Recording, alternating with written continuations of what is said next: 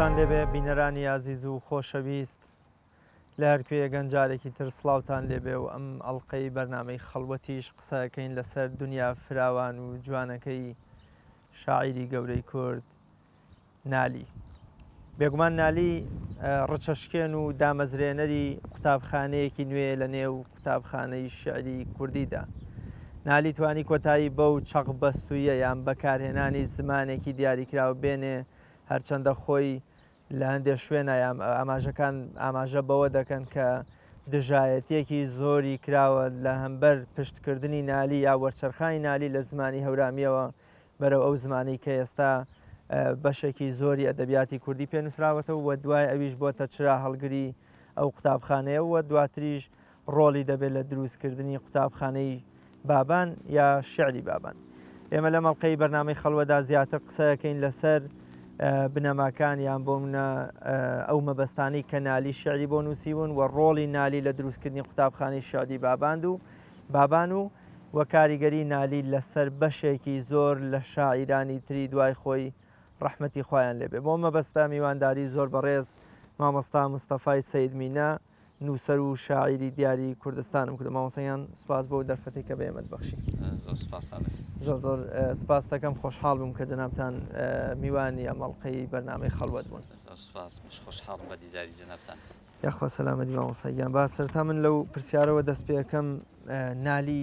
ڕۆڵی چی بووە لە دروستکردنی قوتابخانەی باباندا؟ وە گەزانین زۆر جار دەگوترێ نالی و سالم و کوردی سێ کوچکەی شعری بابانن. نالی چ ڕۆڵێکیە بۆ لەم قوتابخانەیەدا؟ بەڵێ بە ناوی خوای گەورەی میهرەبان. بێگومان قوتابخانەی شعری بابان کە هەندێک کەس پێی دەڵێن قوتابخانەی نالی لەبەرەوەی کە دەڵێن بە ناوی عشیرەتێکەوە نابێ یان بە ناوی جەماعەتێکەوە قوتابخانەی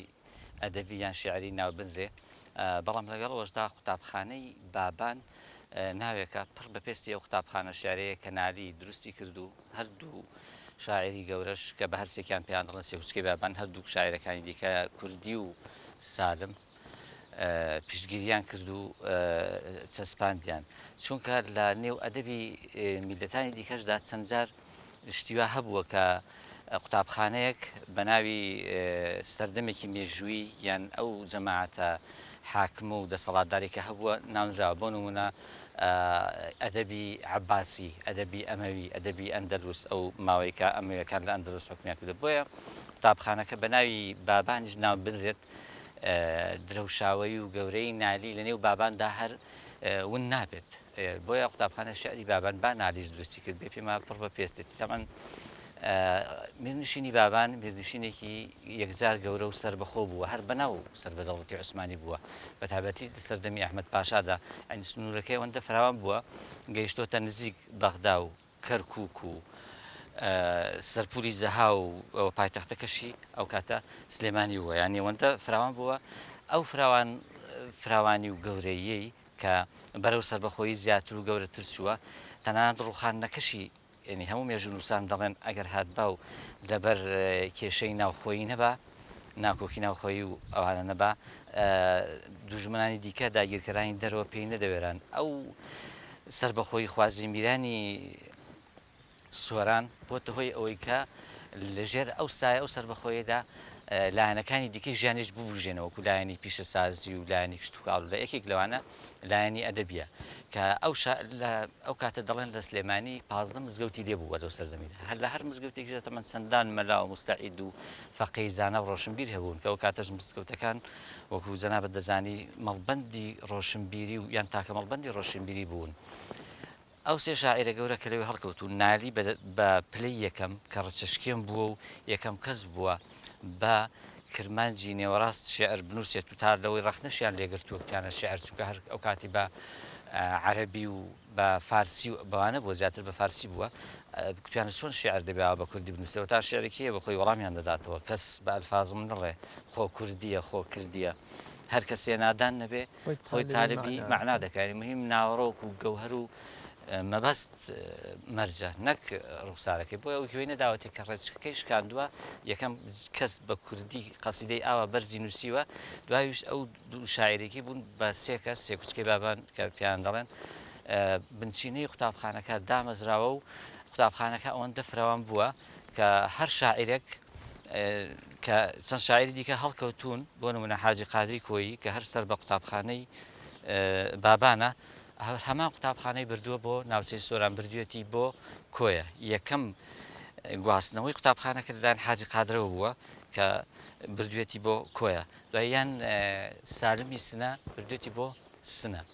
شێخ ڕزای تاالبانی هەمان قوتابخانەی بردووە بۆ کەرکووک لە باشووری کوردستان وەفایی میرزا عەبدوڕەحیمی وەفایی بردوێتی بۆ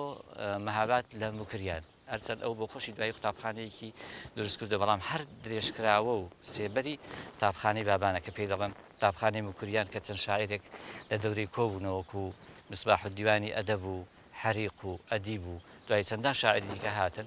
بێگومان ئەو قوتابخانەی نالی بۆیە بوو بە قوتابخانە چونکە پچڕان و پسانەوەی تێدا نەبوو دەنا پێشترش قەسیدەی بەرز بە کوردی نووسراوە بە بۆ نمونە بە شێوازاری بە دیالکتی باکوور بە کرمانجی نووسراوە بۆ نمونە ئەحمەدی خانی مەرای جزیری بەڵام ئەوە هەمووی پسانیان تێدا هەبوو و ناوە ناوە شاعری گەورە و بڵی مەتەڵکەوتون بەڵام ئەوەی نالی بە هیچ جۆرێک پسانەوەی تێدانم وە تا ئێستاشی بووە کە پسانەوەی تێنەکەوتووە کاری ئەو پسانەوە تێنەکەوتە ئەو بووە کە سلێمانی هەر لە دوای نالیش وردە وردە مەسەن لە دوای ڕێچکەی لە دوای قوتابخانەی شعری بابان لە دوای نالی و سالم و کوردیش بە 20 ساڵێک بۆ نمونە مەحوی پەیدا بووە مەحوی کە شاگردێکی زۆر زیرەک و گەورەی نالی بووە لە دوای مەحوی وردە وردە شاعیرەکانی دیهاتون بێخود و تا ئەمڕۆژ هەر درێژکراوەی ئەو قوتابخانەیە بەردەوام بووە ینی سلێمانی پڕ بووە لە شاعیر نانهێشتووە هیچ پسانێک هیچ ناوبڕێک و دابڕانێک هەبێت ئەوە بووەتە هۆی ئەوە کە ئەو قوتابخانەیە ڕێکدا بکرێت و دروست بێت و تەنان بۆتە بنچینە و بەردی بناغی زمانی ستاندەری کوردیشەوە ئێستا و زمانی کە ئێستا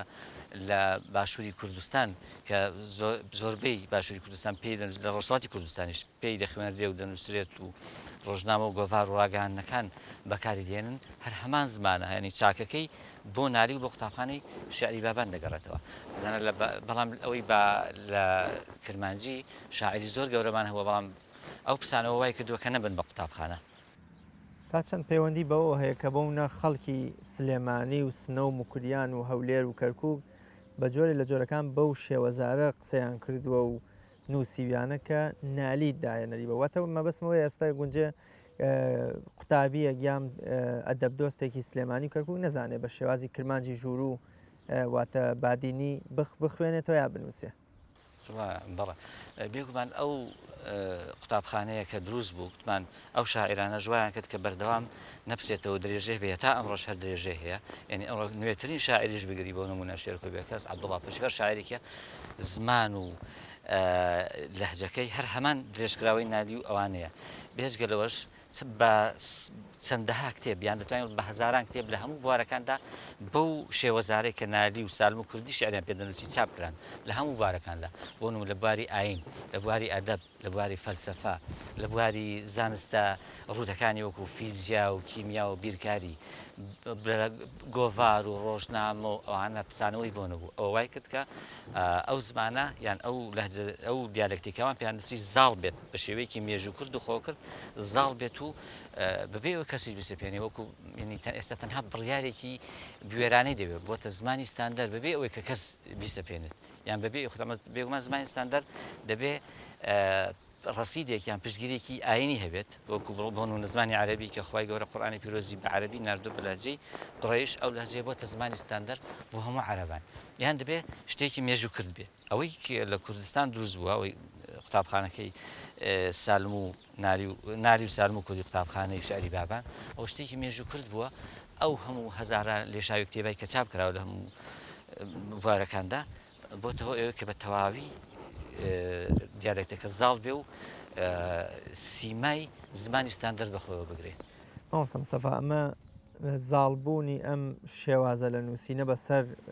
نووسینی بەتایبەت کوردستان بەشێکی زۆری ناوچەکانی کوردستان پەیوەندی بە قوڵی و جوانی و وەستاکاری و ڕەوانبێژی خودی نالیەوە هەیە ئەگەر هەر شاعیرێکی تر ئەم ڕچەیە بشکاندایە و ئەم ڕێڕەوی بگرتایە ئەویش هەمان کاریگەری دروست دەکرد یاوە پەیوەندی بە هۆنراوە یام هەڵبەستە زۆر قوڵ و فراوانەکانی نالیەوە هەیە کە وای کردووە تا ئێستەژەم بەردەوام بێ هەم بەشێکی زۆر لە شاعیران ئامادە بن ئەزمموی قوتابخانەی نالی بگوازنەوە بۆ کۆیە بۆ کەرکک بۆ سنە بۆ موکریان و بۆ زۆر شوێنی دیکە. بەڵێ بێگومان نالی وەکو گوتمان ڕێچکەشیەم بووە یەکەم کەس بووە کە ئاوا بە شێوەیەکی فراوان و بەرپڵاو بە دیالێکتی کرمانجی نێوەڕاست شێعر بنووسێت. ڕێچکەشکانیش پێویستی بەوە هەیە شتێکی وا داهێنەرانە و بوێرانە و جوان و دڵگیر بێت کە وەکو ئەوانەی پێشووی نەچێت و خەڵک چاوی لێ بکات و ببێت بە سەرمەشق یان ئەوەی فارسەکان دەڵێن بێتە قامەک نیشانانی خەڵک هەموو ئاماژەی بۆ بکات. ئەوەی نالی لەو بارەیە بوو بەو جۆرەیە بۆیە خەڵک ئەو شاعیرە و دوای شاعیرانی کە و ئەوانە هەمویان لیان کۆبوونەوە قوتابخانەکە دروست بوو وەنی ئەو کاریگەری هەبوو وای زمانەکەش فراژ و گەورە بێت و بە تەواوی بچەس بێت و خۆی زاڵکات. مەبەستەکانی شعری نالی چین؟ نالی بۆ چ مەبەستێ شعری وتووەیان با بچینە ناو کرۆکی شارەکانی نالیەوە بزانین مەبەستەکانی شعری کامانن. بێگومان یەکێک لە خەسڵەتەکانی نالی گەلێک خەسڵەتی جیاکەرەوە هەیە کە لە شاعیرەکانی دیکەدا نین. وەکو نووسەرێک دەڵێت وابزانم مەسعود محەممەددا دەڵێت کورد ئەگەر بە تەنها لە ئەدەبدا لە شعردا نالی هەبێت وەکو شاعر بەسە شانازی پێوە بکات دەڵێ هەموو شاعران لەلایەک و نالی بەتەنێ لەلایەک بۆی مەبەستەکانی شعری نالی تەنها ئەو شتانە بوون کە بە خۆی قەناعەتی پێ بووە. يعني وەکو هەندێک شاعر هەیە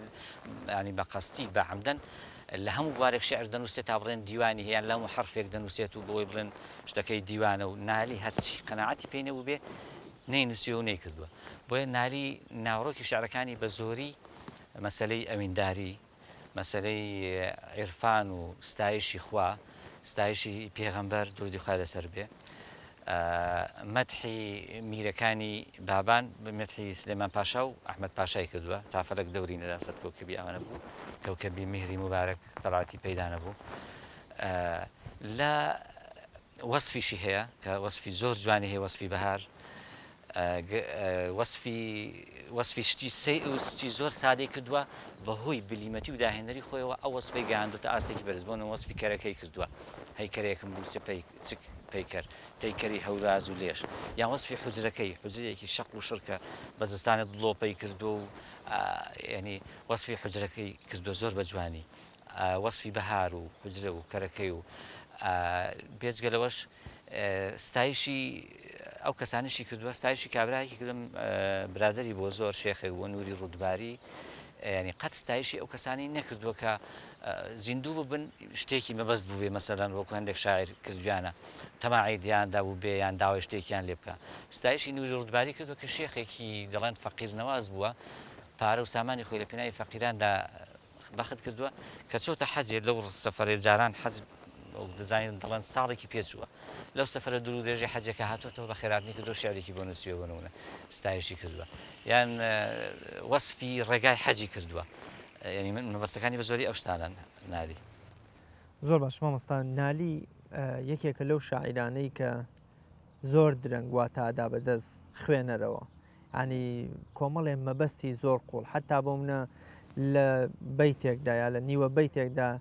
ئەگونجێ بۆ منە دوو یا سێ وشە لەکە شێوازیان وەکو یەکە بەڵام لە ناوەڕۆکە لەواتایە جیاوازن ئەم تواناداری و ئەم لێ هاتوویە ئەم وەستاکاریانی نالی لە چیەوە سەرچاوی تۆ کە شاعیرانی دوای خۆی ئەگەر چی نالی مامۆستا و ڕێنیشاندە و ڕچەشکیان و بێ بەڵام نەیانتوانێت وەکو نالی بکەنەوە. بێگومان پێشتر باسمان کرد کە نالی شاعرێکی ئاسایی نییە ینی شاعرێک ڕێچکەشکێن بێ دەبێت ئەو پەڕی باوەڕی بەخۆی بێت ئەو پەڕی بلیمەت و لێ هاتوو بێت و ئێستا ساغیش بۆتەوە دوای هەندێک بەڵگەنامە کە لە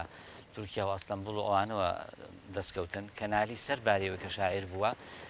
یەکێک لە ڕۆژهەڵات ناسەکان باسی دەکات دەڵێ ڕابەر و سەرکردەی زمان ناسەکانی وڵاتی خۆی بووە کوردستان یعنی لە زماندا ینی چەندان شتی زمانەوانیشی هەیە دەڵێن ساوەکو دەستنووس دەستکەوتون وجارێ چاپ نەکراوە زمانەوانێکی پلەیەکیش بووە لە سەردەمی خۆیدا ینی ئەو هەم بەهرەی شعری هەبووە هەم زمانەوانێکی گەورە بووە ئەو وای کردووە کە شعرەکانی ئاوا ورد و قوڵ بن ئەوە سەربارەوەی خەیاڵی فراوان و بیری تیژ و ئەوانە کە لەوەیدا سەرمەشقی هەموو شاعرانی کوردن. زۆر باش مامۆستا کاریگەری نالی بەسەر شاعیرانی دوای خۆیەوە کامەیە چۆن دەرەکەوێ ئەم کاریگەریە؟ بێگومان نالی وەکو بڵێن جاحیز دەڵێت هیچ شتێک لەژێر ئەو ئەسمانە شینەدا تازە نییە ئەنی هەموو شتێک کاریگەری پێشخۆی لەسرە بەڵام گرنگ ئەوەیە کە شتێک کاریگەری لەسەر بێت ئەو شتێک کە کاری تێکراوە تەسیری تێکراوە فۆتۆکۆپی و ئیسینساخی ئەو شتەی پێشتر نەبێت کە لێ وەرگرتووە ناری بۆ خۆشی بۆ نمونە کاریگەری حافزی شیرازی و وەکو هەموو شاعرانی کورد کاریگەری حافزی شیرازی لەسرە کاریگەری کابراایکی شاعرێکی سۆفی عەرەبی لەسرە بە ناوی ئیبن الفارس بۆ نمونەگەر نمونەیەکی لەوەی ئیبن الفارس بێنەوە کە نالی کاریگەری ئیبن الفارسی لەسرە و لە دێڕ شعرێکدا بەڵام دێڕەکەی نالی زۆر بەرزترە لە دێڕەکەی دێڕە ئیبن الفارس ئیبن الفارس لە شعرێکیدا دەڵێ لولا زفيري أغرقتني دموعي ولولا دموعي أحرقني زفيري دەڵێ ئەگەر هەناسەی گەرمم نەبێت فرمێسکەکانم دەمخنکێنن ئەگەر فرمێسکەکانیشم نەبن هەناسە گەرمەکەم دەمسووتێنێت تەماشا دەکەین دەڵێ فرمێسکەکانم دەمخنکێنن هەناسەکەم دەمسووتێنێت نالی ئەوەی وەرگرتەوە بەڵام زانیت نالی یەکسەر هەموو شتێکی نەداوە بەدەستەوە ینی شتێکی بۆ خوێنەر تێدا هێشتێتەوە و شێعرەکەی وای کرد لە ڕووی هونەریەوە بەرزتر بێت لە شێعرەکەی ئیبن فارس با ئیبن فارزیش کاریگەری لەسەر بێ نالی دەڵێ ناری سینەم ینی ئاگری سینەم ناری سینەم گەر نەبێ غەرقم ئەمن ئاوی چاوم گەر نەبێ سوتاوم ئەس نالی پێت ناڵێ بە چ غەرق بۆ خنکاوە و بەسی سوتاوە بەڵام ئیبن فارس هەمووی لەو گۆڕەیدانەوە یەک لای کردوێتەوە کەواتە نالی تەسیری ئەوی لەسەر مەوسمەوە نالیش تەسیری خەڵکی لەسرە بەڵام بلیمەتی و بەهرەکەی نالی وای کردووە کە بە کاریگەریەکە ڕانەوەستێ بەهرە و بلیمەتی خۆی ڕەگەڵدات و بۆی زیاد کات و بۆ من جاگرمانە کاریگەری نالی لەسەر هەندێک شاعیر حەز دەکەی دەیخینە ڕوو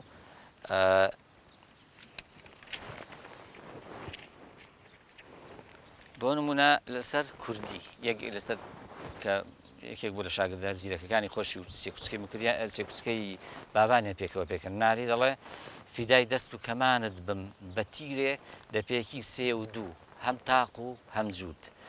کوردیش دەڵێ فیدای دەست و کەمانت بێت کوردی دەپێکی سێ و دوو هەم تاق و هەم جوود هەر ئەوەی نیوەدێڕی ئاخیرەکەی هەر وەکو خۆی نیوەدێڕی دووەمی هێشتێتەوە دیان لەسەر سالم بۆکوبان لە پێش دەبا لە سێکوچکەی بابانەوە دەست پێ بکەین نالی دەڵێ لیباسم ماتەمی و شینە لە شیندام سروشکم سوور و ڕەنگم زەر دەبێتەوە سالمیش دەڵێ سروشکم قرمز و نالی دەڵێ سروشکم سوورە تەنها سوورەکەی کردوتە قرمز سروشکم قرمز و دیدەم سفیدە ڕوخم زەرد و ڕوخسارم زەرد و لیباسم شینە بێتەوە یەکسەر دیارە ناوەڕۆکە هەر لە نالی وەرگرتووە یان لەسەر حاجی قادری کۆیی کاریگەری نالی لەسەر حاجی قاتمە کاریگەری نالی چۆن حافزی شیرازی کاریگەری لەسەر هەموو شاعرانی ڕۆژهەڵات تقریبەن هەیە نالیش کاریگەری لەسەر هەموو شاعرانی کورد هەیە ئەوە لەسەر کوردی و سالم یەک نمونەمان هێنایەوە دەنا نمونەی دیکە یەکجار زۆر لەسەر حاجی قادری کۆیی نالی دەڵێ باری غەمی جان ئەبرۆتی تیر و کەمان کرد یعنی قەدەکەی ئەلفی منە ئێستا کە دالم ئەلف و مەبەستی ڕێکی و شەمانەوە حادیش دەڵێ دالی قەدم کە ئەلفی عەسای گرد بەدەستەوە تیر و کەمانە سەیدی جەوانیم نەبەستەوە دیسان هەر لەسەر حاجی قادری کۆیی نالی بکە باسی حوجرەیەک دەکات چ حوجرە و دەر لە خاکی میلەتی دەوڵەت پەناهیدا کەمینە خادمی سوڵتانە و شاهنشاهی دەربانە حاجی قادریش دەڵێ پادشاهێکم هەیە گەر من بکاتە دەرگەوان حاجی بوو خەدامی من ئەسکەندەر و دارا دەبێ لەسەر حەریق حەریقیشێکێکە لە دامەزێنەرانی قوتابخانەی شێعری موکریان ناری دەڵێ ئەو لە حەج دەڵێن ئەو شێعرەی نووسیوە لە ستایشی پێغەمبەر درودی خوای لەسەر بێت ئەی تازە جەوان پیرم و ئوفتادە تا ماوە حەیاتم دەستێ بدەرە دەستی شکستم کە لە دەست چووم قوربانی وەفاتم ئەوە مستەزادە بەناو بانگەکەیەتی لە مەدحی پێغەمبەر حەریقیش دەڵێت کەوتومە ژێر دەستی شەیاتینی نوفوسم دەستێ بدەرە دەستی شکستم بە عینایەت دەستی شکستە و لە پێکەوتن و هەر هەمان نێوەڕۆک هەیەی بەڵام نابێت چاڕوانی ئەوە بکەین ئەو کەسێک کە کاریگەری لەسەر هیچیان بگەنە ڕیزی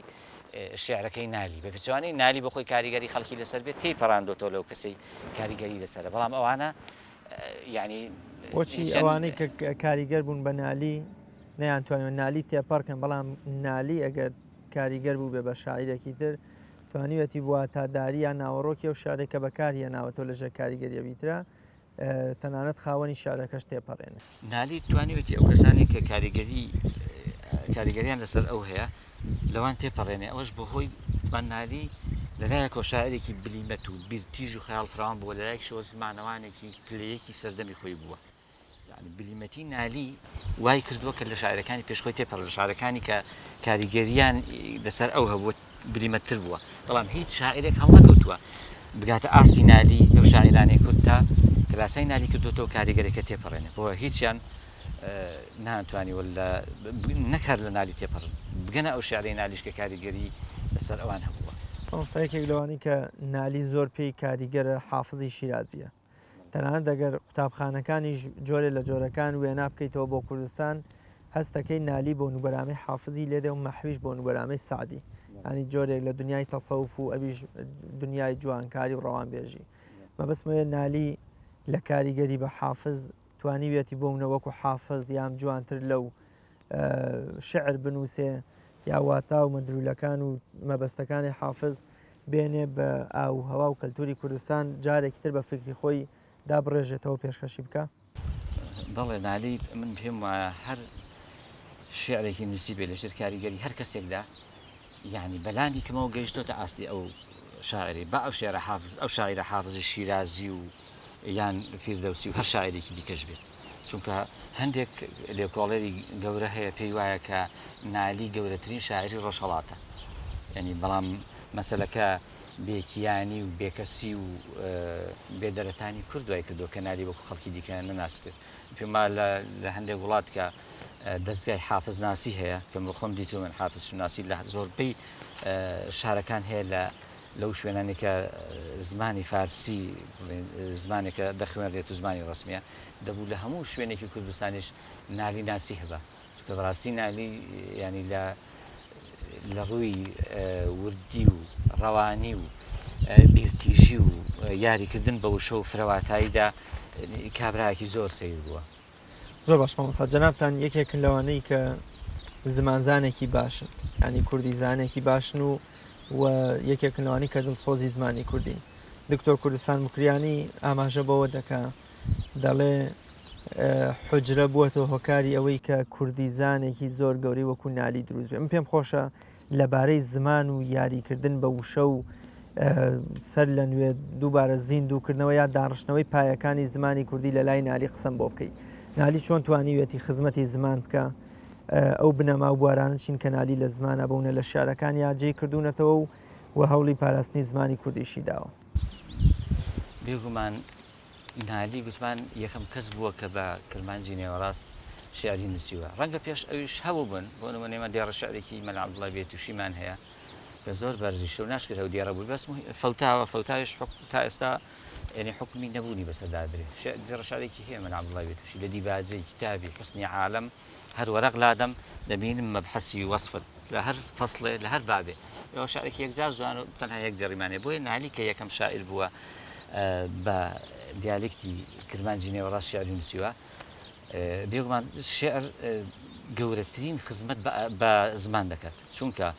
زمان دەگەیەنە ئاستێکی ئەوەندە باڵا کە بە هیچ جۆرێک بە قسەی ڕۆژانە و بەو پێداویستیانی مرۆڤ کە بەهۆی لە زماندا بەدیان دێنە نایگاتێ وی ئەو قەسیدە بەرزانی نالی وایان کردووە کە زمانەکە هەرچی وشە و تعبیر و ئیدیۆم و قسەی نەستەق کەنالی بەکارهێناون بنەمری بمێنێتەوە بپارێزرێن هەتا ئەوش لە حجرە بووە بێگومان ڕاست دەکات ئەو قسەیەکی زۆر جوانی کردووە حجرە ئەو کابرای پێبەخشیون و دەتوانێت ئەوەندەشی بۆ زیادکەین نەک هەر ئەوەی پێبەخشیون لە درێژەی نالیەوە وەکو گوتمان کە قوتابخانەکە پلی هاویشتۆ بۆ باشووری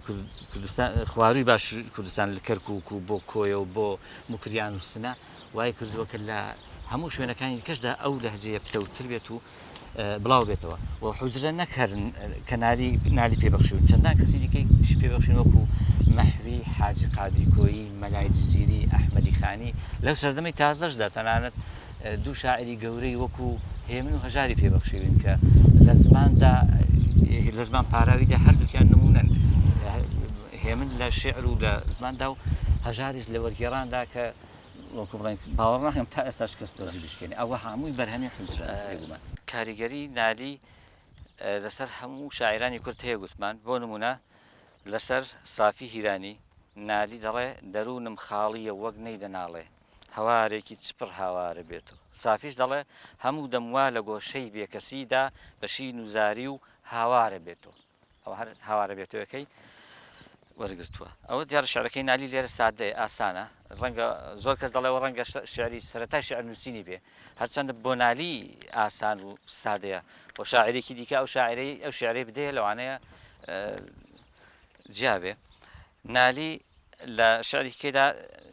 کاریگەری لەسەر ناری هەیە ناری کاکە حەمەی بێلوو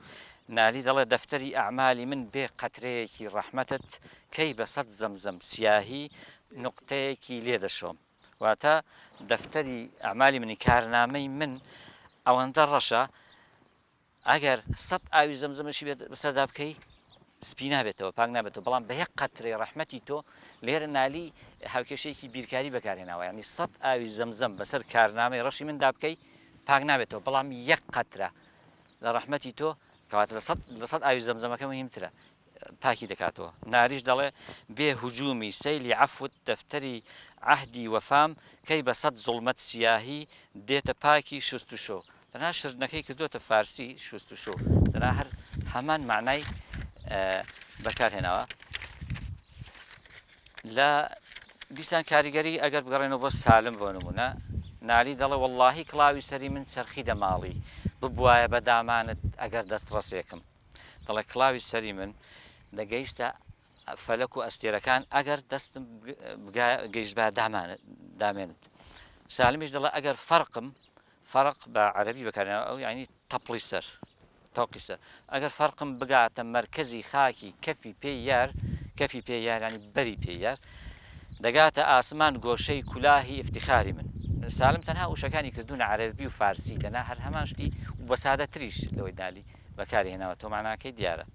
دیسان نالی دەڵێ دەستم کە بە سەد وعدە لە سەد جێگە شکاوە جەبری نییە ئەم کەسرە هەتا نەیخەیە ئەستۆ جەبر ینی گرتنەوەی شکستە بە عەرەبیە وشێکی عەرەبیە کەسریش ینی شکان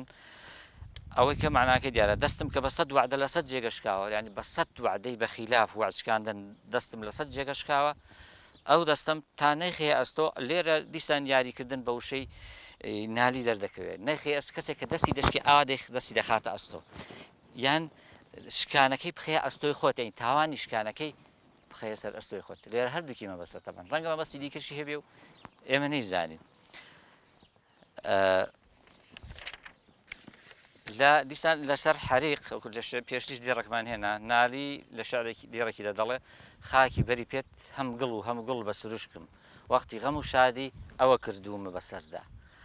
حەریقیش دەڵێ گڵێ بێنی بەسەر ماکەی گوڵێ بێنی بەسەر ماکەی غەم و شادی سەراپا هەرچی بێ وابەستەی تۆیە هەر هەمان مەبەستە دەڵێ گوڵ و گوڵم بەسەرداکەی یان قوڕم بەسەرداکەی غەم و شادی هەمووی لە تۆیە هەمان مەبەستەکەی نالی دووبارە کردوێتەوە نالی لە شعرێکێدا دەڵێ گوتی نالی ئەتۆ بمرە ئەمن دێم خدا کەی بێ خوداکەی حەریقیش دەڵێ زاهرەن فەرمووتە وەختی مردنی حازر دەبم وا لە خۆشی مردنم دەمرم دەسا ئینسافە بەس هەر هەمان نێوەڕەکە بەڵام بە شێوازێکی دیکە نالی لە حەج کە چۆتە حەج وەسفی مەدینە دەکات وەفایش وەسفی نەهرێ دەکات کە گوتمان وەفایی زیرەکترین شاگردی نالی بووە لە مکریان و تەمان مریدی کاتبی 14 ساڵی ڕەبق لە ماڵەکەی خۆی لە هەیوانەکەی خانژوورێکی بۆ دیاری کردو و کاتبی بووە و مریدیشی بووە لەو شعرەیەدا نالی وەسفی مەدینە دەکات وەفایش لاسای دەکاتەوە لە وەسفکردن و باسکردنی نەهرێدا نالی دەڵێ تەیبە کە یعنی عەکسی بەقیعی هەموو عەبیر تەیبە یعنی کەمایەی ئەو میشکی ئەزفەرە واتە تەیبە یعنی مەدینە عەکسی بەقیعی یعنی ڕەنگدانەوەی عەکسکردنەوەی گۆڕستانی بەقیعی هەموو عەبیر هەموو بۆنی خۆشە تەیبە یعنی کە ڕۆژ و تەیبە یعنی کەمایەی ئەو میشکی ئەزفەرە میشکی ئەزفەرە یعنی وەکو مسکی بۆن خۆش وایە تەیبە یعنی کە ڕۆژ و شەوی تیبی عالەمە ڕۆژ و شەوی خۆشی و چاکەی هەموو دنیاە ڕۆژی کەوشکە شەو تەڕە کافور و عەمبەرە ڕۆژی کەوشک و گەرمە بەڵام شەوێت تەڕە وەکو کافور و عەمبەر ئەو نالی وەفایش دەڵێن نەهرێکە جێگەیەکە هەموو خاکی سورمەیە ینی کلە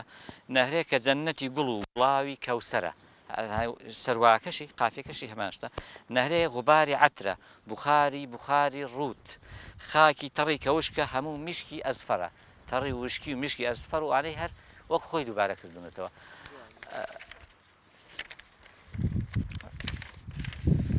دیسان هەر لەسەر وەفایی نالی دەڵێ گریانی من و پێکەنینی تۆ ئێستا کە دەشوبهێ بەو مەوسمی بارانەکەوە خونچە دەپشکوت گریانی من و پێکەنینی تۆ ئێستا کە دەشوبهێ بەو مەوسمی بارانەکەوە خونچە دەپشکرد وەفایش دەڵێ بۆ خاتری خەندەیەکی بە ڕەنگی گوڵ و باران عاشق ئەوە تا هەر کوڵی گریانی لە دەمدا مەحویژە فەرمێ بە گریانم وەکو گوڵ پێکەنی یار دەڵێ ئەمە بەسمێ کاریگەری نالیش لەسەر مەحوی هەیە بەڵێگە پاشتر ئەویشمان بۆ باسکی بڵێ نالی لە شارێکی ئەوەی کە مەدحی پاشاکانی بابان ئەحمەد پاشا و سلێمان پاشا دەکات دەڵێت تا نەگریە ئاسمان و تەم وڵاتی دانەگرت گوڵ چەمەن ئارا نەبوو هەم لێوی غونچەوا نەبوو ئەین تا ئاسمان نەگریا و تەم و مژی خەفەت تەم و وڵاتی دانەگرت مەبەستی مردنی سلێمان پاشا و هاتنجێی ئەحمەد پاشا تا دنیا نەو بە هەور و باران نەباری گوڵ چەمەن ئارانە بوو گوڵ چیمەن و گوڵستانی نەڕازاندەوە هەم لێوی غونچە وانە بوو لێوی غونچەش نەکرایەوە وانە بوو ینی نەکرایەوە وەفایش دەڵێ وەک سمبولی ئاشوفتە لەبەر بەرگی سەمەندا تا هەوری بەهاری نەبزوت غونچە نەپشکوت بێگومان هەر نەیتوانی وە گوتماوەکو نالی هەور نالی دەڵێت تا نەگریا باران دەبێتە هۆی پشکوتنی غونچە بەڵام ئەوەی وەفای دەڵێت تا هەوری بەهاری نەبزوت ڕەنگە هەور پشت بزوێ باران نەبارێ بەس ئەو وای هێناوە نالی لە شارێکەدا دەڵێ هەموو ئازایی ناڵینم دەناڵێ سەراپام میسلی مۆسیقارە بێتەوە یعنی هەموو ئەندامەکانم کە شایانی ناڵین بن دەناڵن هەموو لەشم وەکو مۆسیقار تەیرێکە دەڵێن بندووکەکەی لە دار و ئەوانە دەدات و دەنگێکی وەک مۆسیقای لێ دێت نەک مۆسیقار بەمانای ئێستا ئەو زارە ئێستا پێداوە کەسی مۆسیقا دەژەنێ نییە سەراپای هەموو ئازایی ناڵینم دەناڵێ سەراپام میسلی مۆسیقارە بێتەوە ئەوە نالی وەفایش دەڵێ شەو دەچێ ڕۆژ دێ دەمێکی نایە سەر بیماری خۆت هەر ڕێگێکم دەنگ و ئاوازێکی لێدێ پڕخرۆش دیسان هەر لەسەر وەفایی هەند گوتمان وەفای جاروبار هەر تعبیرەکانیشی دووبارەکردنەوە بێجگەل لە تەسیری نێوەڕۆکەکەی لەسەری نالی دەڵێت دەستبەندیانە دێن و دەچن سەر و نارەوەن یا حەڵقەیانە سۆفی ملخوار و مندەبور لەو شیعرە بەنام بانگەی کە لە شامەوە نووسێتی بۆ سلێمانی و دوای ڕوخانی میرنشینی بابان کە پڕە لە سۆزی نەتەوایەتی و نیشتیمانی قوربانی تۆزی ڕاگەتم ئەی بادی خۆشمرور بەڵەوەی دەڵێن بۆ سالمینا دۆ یەک دیێڕە لەوان دەستبەندیانە دەپرسێت دەستبەندیانە دێن و دەچن سەر و نارەوە نەی سەر و نارەوە وەکو شایی بکەن وەکو جاران سروەلیان دەدات و دەجوڵێن دڵیان خۆشە لە سلێمانی و ناوچەی بابان یا حەڵقەیانە سۆفی ملخوار و مندەبور بێگومانەوە لێرە شتێک هاتە گۆڕی پێویستە یەک وەکو بڵێن پاراوێزێکی لێنێن یان سۆفی ملخوار و مندەبور و ڕیاباز هەڵقەیان بەستوە لە جیاتی ئەوانە نالی بۆ خۆی کابراایکی عارف و خواناس و مسلمانێکی سەرڕاست و بە ئیمان بووە بەڵام لە 28 شوێن باسی شێخی دڵ نەخۆش و سۆفی ڕیاباز و ئەوانی کردووە بازرگانەوانی بازرگانی بە دینەوە دەکەن بە ناوی دینەوە دانەوێت دنیا بخۆن باسیوانە کردونا بۆ خۆی سۆفی ڕاستەقینە و شێخی ڕاستەقینەی خۆش ویستوە تا باسی شێخ نووری ڕوودباری کردووە کە شێخێکی فەقیرنەواز بووە و خزمەتی فەقیرانی کردووە کە لە حەج هاتوۆتەوە زۆر خۆشی ویستوە ئەوە شارەکەی نالی باسی دەستبەندیانە دێن و دەچن سەر و نارەوەن یا حەڵقەیانە سۆفی ملخوار و مندەبور وەفایش دەڵێت دێن و دەچن وەحش و سڵ دەستبەندیانە بەدڵ نارەوەن و سەر و گوڵ لە شایی بووکی بەهار دەستبەندیانە و نارەوەن سەر و گوڵ دێن و دەچن دووبارە کردوونەوە نالی لەو شیعرە بەناوبانگەکەی نەمردم من ئەگەرم جارە بێتۆ لە دیێڕێکیدا دەڵێ لەکن تۆ خار و خەست گوڵزارە بێ من لەکن من خەرمەنی گوڵ خارە بێتۆ وەفایش هەر هەماشە دەڵێ ژیانی عمرەکەم بێتۆ زیانە گوڵستان بۆم بە خارستانە ئیمڕۆ خارستان بە فارسی ینی دڕکستان ئەو چۆن ناری دەڵێ لكن من خەرمەنی گوڵ خارە بێتەوە خەرمەنی گوڵان دڕکە وەفایش دەڵێ گوڵستان بۆم بە خارستانە ئیمڕۆ ئاینەشتا لە شعرێکی کێدا کە ئەوش هەر لە حەج نالی نووسیوێتی و دەڵێن هەر ڕوبەڕووی قبری پێغەمبەر نووسێتی صلی الله عليه وسلم دەڵێ ئەی ساکینی ڕیازی مەدینەی منەوەرە لوتفێ بکە و بفەرموو مەدینەی منە و وەرە تەواو ڕەگە زۆر جوانیشی بەکارهێنا منەوەرەی عەرەبی یعنی ڕووناک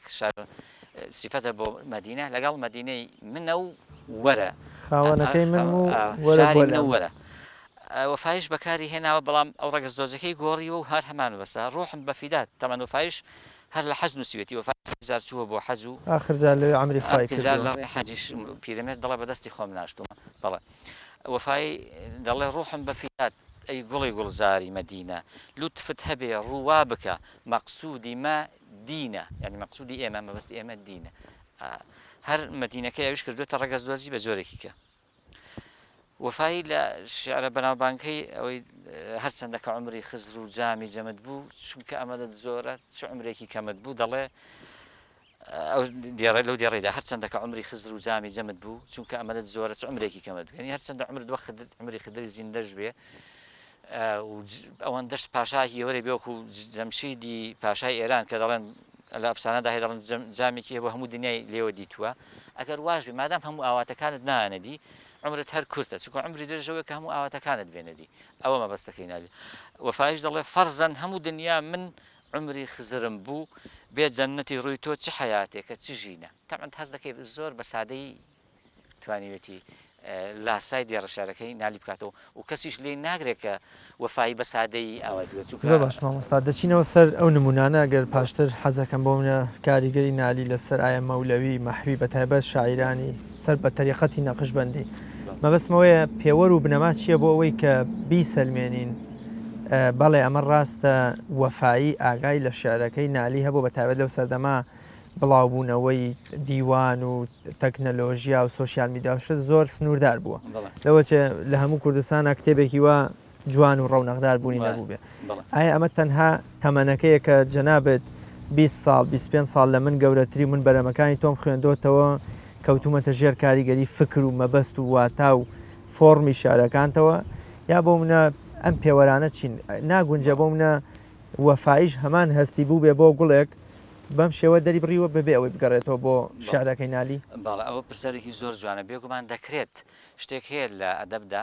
پێی دەڵێن عبارەی پێڵەن تەناس دەق ئاوێزان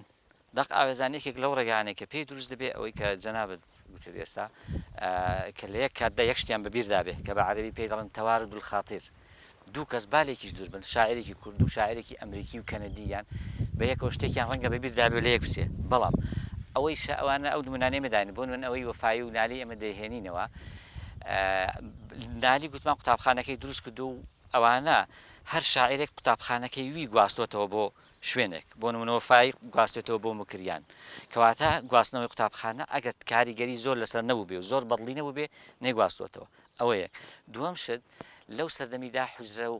مزگەوتەکانێک پێشتیش باسمان کرد مەڵبەندی ڕۆشنبیری و شێعر و ئەدەبیات بوون و شێعر و ئەدەبیاتی کوردی لەوێەوە پەلی هاوێشت و بڵاوبەتەوە هەر شاعرێک ئەوانش معدل لە هاتوچۆدا بوون بەردەوام مەسەلەن لەو حوزرەی مانگێک ساڵێک بۆ چۆتە حوزێکی کە و ئەو فەقیانە هاتوچۆ یەکدیان کردو هەموو یەکتریان ناسیوە و ئەو شێعر جوانانە هەموو نووسیوێتەوە ئێستاش ئێمە لە بۆ نمونە دیوانەکەی نالی کە بنەماڵی مام سامەد عەبدولکەریمی مدەڕیسی ڕەحمەتی ساغیان کردوێتەوە دوازدە دەستنووسیان دەستکەوتون کەواتە ئەو دەستنووسانە بەدەست هەر یەکەی بۆ شوێنێک ڕۆیشتون هەموو نووسیویانەتەوە بێجگە لەوەش کە نمونونەکان دێنەوە تعبیرەکان زۆربیان هەر وەک خۆی نەقڵ کراون ینی بەو چەند بەڵگانە دەیسلمێنین کە ئەو بێجگە لە تەمەنەکەش هەر تەمەنەکە نییە ناگە هەر تەمەنەکەمە بە تەنیاوە لەوانەیە شتێک بێت تەوارد الخاتر بێ و بەیەکەوە هەمان شتیان بە بیردا هات بێت و بەڵام شتەکە لەوەی دەرچوو ینی هەم لە زۆری هەم لە بەکارهێنانی تعبیرەکان هەم لە ژێر چوونیان بۆ ژێر کاریگەری شارەکانی نالی هەم لە هاتوچۆ و بڵێن شوێن گواستنەوەی فەقیەکان کە بەردام لە هاتوچۆدا شوێنی خوێندیان گواستوەوە و ئەو بەیاز و دەستنووسەشیان لەگەڵ خۆیان گواستونەوە بۆی هەمیشە ئاگان لە یەکتر هەبووە زۆر باش مامۆستا کاریگەری نالی لەسەر مەحوی ئایا نمونەی شعریمان هەیە کە مەحوی کەوت بێتە ژێر کاریگەری نالیەوە بەڵێ لەسەر مەحویش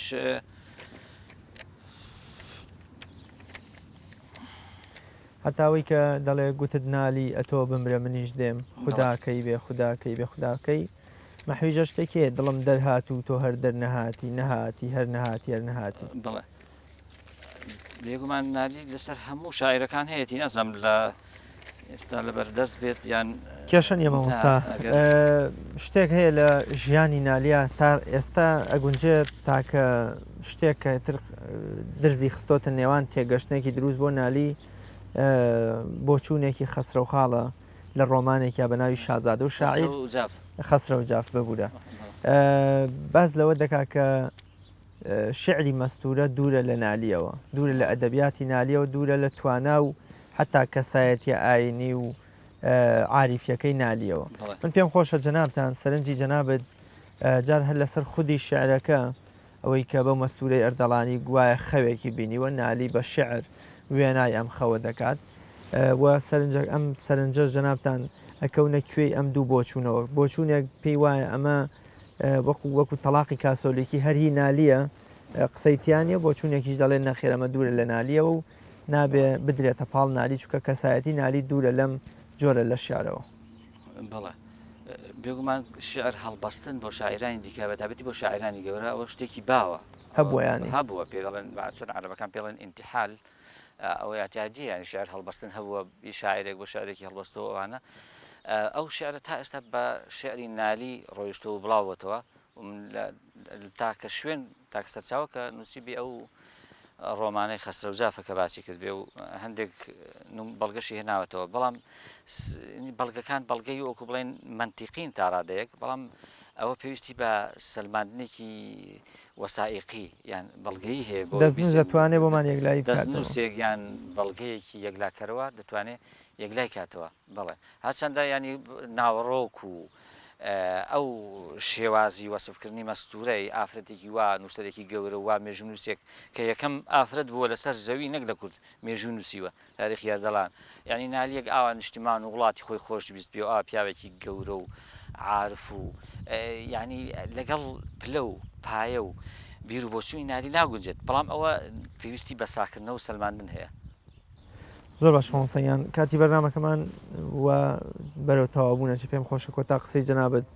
بەتایبەت لەسەر ژیان و جیهانبینی و ناوەڕۆکی شارەکانی نالی ئەگە قسەیەک ما بێ من نەمپرسیوە جەنابەت پێویست بکە ئاماژەیەکی پێ بکەی بەڵێ وڵای ئێمە ئەوەی هەرچی گوتمان سەر نالی تەنها دڵۆپێکە لە دەریایەک و ئێمە هیچی وە لە نالی نازانین بێگومان نالی شعرەکانی وەکو بنەماڵی مامۆستا عەبدول کەریم لە ساکردنەوەی دیوانەکە نووسیوانە شعرەکانی قەڵایەکی سەختن بە هەموو کەس ناگیرێن و هەموو کەس ناتوانێت بچێتە ناویان وەکو بۆ خۆشی نالیش ئەوەی زانیوە نالی شارێکی دەڵێ نالی حەریفی کەس نییە ئیلف و ئەلیفی کەس نییە بەیتی ڕەدیفی کەس نییە هەرزەنویسە گەپ دەکا تەنانەت باسی شاعیران دەکات دەڵێ ئەم سەرسەری بازانە کەوا هەمسەری بوو من زەحمەت بگەنە ساعیدی شاهێکی وەکو من دەڵێ ئەو هەرچی پەرسیانە کەوا هاونشینی کوندە بەپوو زەحمەت بگەنە قۆڵی شایەکی وەکو من جا ئەوە لەو شعرێدا یەکشتم بەبیر دێتەوە یەک سیفەتی بەرز و ناوازە و جاکەرەوەی نالێویش ئەوەیە کە بەبێ وشە وێنەت بۆ دەکێشە و بەبێ وشە شتت پێ دەڵێ بەبێ وشە لێرە پێت دەڵێ کاکە من کۆشک نشینم شاعیرەکانی دیکە کەلاوە نشینن کەواتە من پاشام ئەوان کوندن یعنی ئێستا باش ئەم سەرسەری بازانە کەوا هەمسەری بوو من زەحمەت بگەنە ساعیدی شاهێکی وەکو من ئەوان هاوسەری بوو من کەواتە لە کەلاوی دەژین بەبێ ئەوەی ناوی کەلاوە بێنێ کەلاوەکە دێتە بەرچاو زەحمەت بگەنە ساعیدی شاهێکی وەکو من شالێکی وێدەژی لە کۆشک کەواتە لێرە کۆشک و کەلاوی بەرامبەر یەک کردووە هیوادارم توانی بێتمان شتێکی زۆر کەم لە نالی بە خوێنەرانی خۆشەویست و بەڕێز بگەێنین زۆر سپاس بۆ بەڕێز مامۆستا مستەفای سەید منێن و سەر و شاعیر و لێکۆڵەری ئەدەبی سپاس بۆ بەڕێستان کە گەورەت کردینە مەڵقەی بەرنامەی خەڵوەتت ڕازاندەوە زۆر زۆر سپاس مامۆستاییان سپاس دەکەم مەمنونم بەڵێ بینەرانی عەزیز و خۆشەویست بەم شێوەیە هاتمە کۆتایی ئەڵقەی ئەم جارەی بەرنامەکەمان کە ئەم جاریژە لەسەر نالیە ڕەحمەتی خوای لێبێ بە ئومێدیەوەی لە داهاتوودا بتوانین زیاتر قسە لەسەر ئەو کەلەپورە دەوڵەمەندە ئەو زمان و فەرەنگە دەوڵەمەندەی شاعیرانی خۆمان بکەین شاعیرە ڕەسەنەکان کەوا زمان و فەرهەنگ و ئاین و نەتەوە گەرێتێکی جوانیان بۆ ئێمە بەجێهێشتووە تا بە یەگەشتنەوەی تر بەخوای گەورە مێرەبانتان ئەسپێرم خواتان لەگەڵ.